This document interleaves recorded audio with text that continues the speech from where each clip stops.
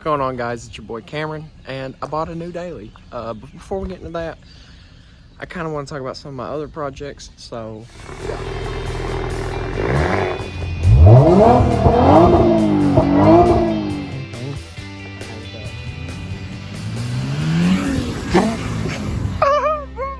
my favorite one first, my S4. Right now I got it covered because I've got to line up paint. Now I want to get it repainted, not a different color, but just really get the clear redone. Some of the spots worked out on it. And yes, this cover is very dirty. I don't drive this car but maybe once every 3 months. And here is the Pirellis I'm going to put on it when I find some OEM tires. Here's the AP3. I still do love this car, and I still, want to turbo it. And one of my buddies or cousins or whatever you want to call him, he drove this car and he really likes it. And I kind of think about not giving it to him, but giving it to him, letting him drive it, and me and him kind of building it together. But it definitely needs to get buffed and repainted. And then, I've got the wrap for it, but the wrap is going to cost around $1,400 to get put on unless I do it myself. Then there's my beautiful, beautiful S5. I did take it Audi to get the exhaust fixed. It is partially fixed, but still some welding I got to get done, to the crossover pipe. It's still slipping at higher gear. Like anything in 5th, 6th, or 7th, if you give it high load, it'll just start revving out. So I don't know if it needs a tune or if it needs clutches. Driver's seat still doesn't work. They say I need all my bushings on both sides in the front, so that's definitely something I'm probably gonna have to order from O34 Motorsports whenever I get the time to. I've been saving up for this for right now. So yeah, with that being said, now hopefully it doesn't die, but this is my 2024 Civic Si. I went with the black badges. I did get to order this and order, the color and all the options and stuff like that. I wanted to go with the Honda Performance Pack, but they said it could take an extra 2 weeks to get it. And at the time, that was still broken, and this gets 12 miles per gallon. So, yeah. I'm loving it. Let's take it for a drive while I go to work. A lot of people drive theirs around in sport.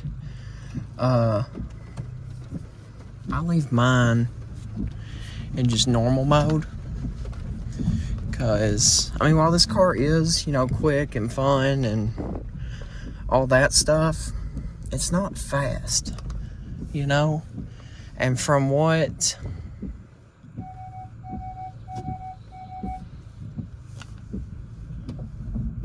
I can tell, sport really only changes the throttle response, because it's not adaptive suspension or anything like that. So yeah, I'm sorry for the bouncy whatever. Let's go. Maybe you guys can read my thing here, but I have 1,200 miles on this so far. I've had it for a month today. And over that 1,200 miles, now I do a lot of city driving. I go to my job and I get breakfast every morning. So, I drive to downtown, and it's, bumper to bumper, and I don't do a lot of highway driving. This is probably the most highway my driving gets. But I'm getting 33 miles per gallon, or 32.7, whatever you want to call it. When I first got it, because I had to drive what was probably close to 80 miles one way, so 160, 150-ish miles, round trip to get it. I was driving, when I got it home, I was getting 27, 28 miles per gallon. So since getting it home and driving it, it's gone up a little bit. Now, I was also going out to eat every weekend in this car, just because, I was excited to get a new car, and I was driving the crap out of it. So back when I was doing that, I was getting close to 38. But I was driving my EP3 every day and driving this on weekends. You know, to towns a little far out from me. I'm definitely going to hold off on talking about how I feel about this car. There's definitely some things I don't like about it. Obviously, a lot of people are going to talk about rev hang. The rev hang is like a problem, you know, but I don't know. There's just a lot I want to talk about. Now, this is still like an amazing, you know, great car. It's, you know, levels and bounds above my EP3, but I mean, when you take the technology away, I don't think this is a better car than my B8s. I really don't. I really would rather have my B8s. Obviously, I'm in neutral right now, but I would rather have my B8s maybe in a manual, dailying that, than this, you know. But the B8s do get pretty good gas mileage. In my B8 S4, which I drive like a grandma most of the time, but in my B8 S4, I get around 28 miles per gallon, which is pretty good. I do love the auto rev match. When I drive my AP3, that's kind of a feature that, like, I forget it doesn't have.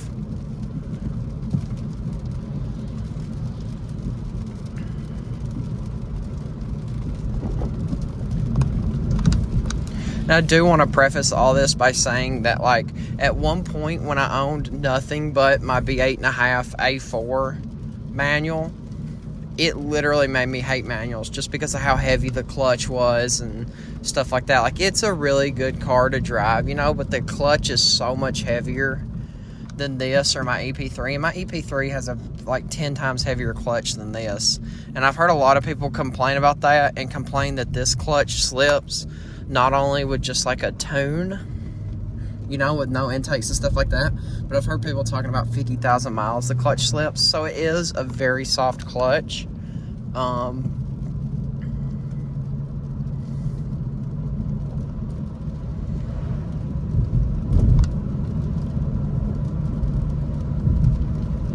think about getting those Ray-Ban glasses because I feel like that would make the ride, like the video quality, better.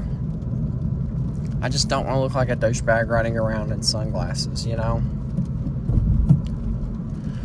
But the shifter feels great. The short throws compared to the EP3 is something that I had to learn. Like, my first couple of days, I didn't money shift it, but I was definitely, you know, getting to the point where I was putting it not in the right gear, but you know what I mean? Like, I was definitely having a hard time hitting 5th and 6th.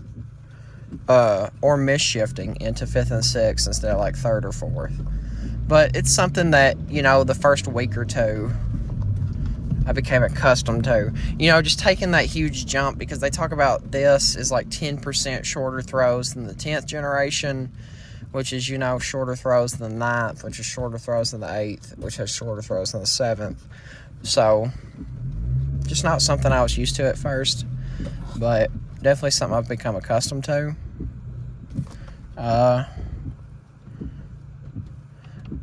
Turbo gauge, that's something I'll talk about whenever I make my ups and downs of this car. And kind of how I really feel about it. Something I can talk about while I have these final few minutes before I pull into work is I've seen a lot of people put this up to the Elantra N, and I was kind of at the situation where I was going to choose between this or a Type R. So the Elantra N for most people would be in the question, you know, but I'm not a Hyundai type of person. I think they're smart looking cars, but I just sell so many Hyundai engines and transmissions, you know, and they bring, I mean, crazy money. Call your local junkyard right now for like a 2012 Kia Soul 2-liter, you know, or a 2013 Hyundai Elantra 1.6, like, and then do the same for a Honda Civic, like, or a Nissan Altima. Like, just the engines and transmissions go for insane money.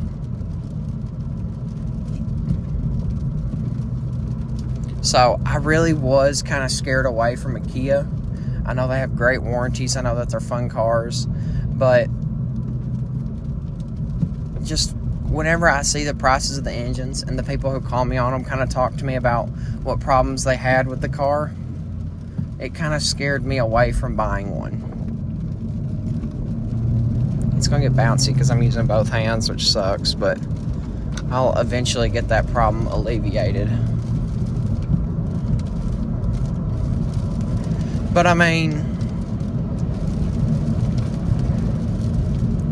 plus, this is not something that, like, I'm going to do this while I, attempt to steer. But when I watched videos of people with the Elantra N, and, they'd swap the modes, I don't know if it's just the shutter rate or frame rate on the, because I'm going to be honest, I never drove an Elantra N. I drove a Jetta GLI, I drove a Mazda 3, I drove a Civic, like a base model, and I drove the SI. I didn't drive a Type R or a Integra because I kind of wanted something that, when I got greasy and dirty, I wouldn't really, like, ruin the interior. But when you watch videos of the Elantra N with the shutter rate and stuff like that, just how laggy the display is in those videos. Like, you'll see them swap it over and it'll be like, whenever the display switches, and it takes like 2 or 3 seconds for it to show up. Whereas this, there's really no display switch, but I mean, I put it in sport mode, whatever, I mean, it just felt like there was kind of a lag to the display, to the user interface, if you would. And that's not really something that, I'm paying $30,000 for a vehicle. I wanted that peace of mind. And I looked up engines for these, and a 1.5 is like $1,200, $1,500, which is a lot of money. But then you sit there and you think, well, it's a brand new car, so a brand new engine's only $1,200. Like, that's not bad, I mean, hell, sometimes you're lucky to find a K24 Z1 for $1,200. Like, unless you're buying from the people who just do K-Series.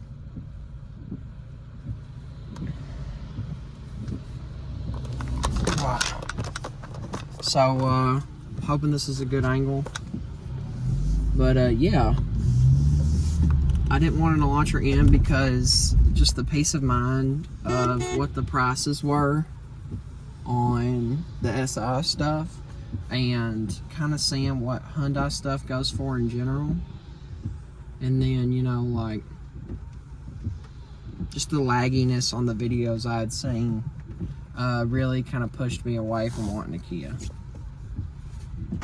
I know they're faster, I know they're probably more sporty and fun and all that, but at the end of the day, I wanted something that got good gas, which this does, and that would have a good warranty, which I got the extended, prepaid, all that. I got the Honda Pro Pack, so, all my batteries and electronics are covered for the first 4 years, 48. But yeah, that's why I bought my SI. Expect a video on the ups and downs of it, and I'll see you around.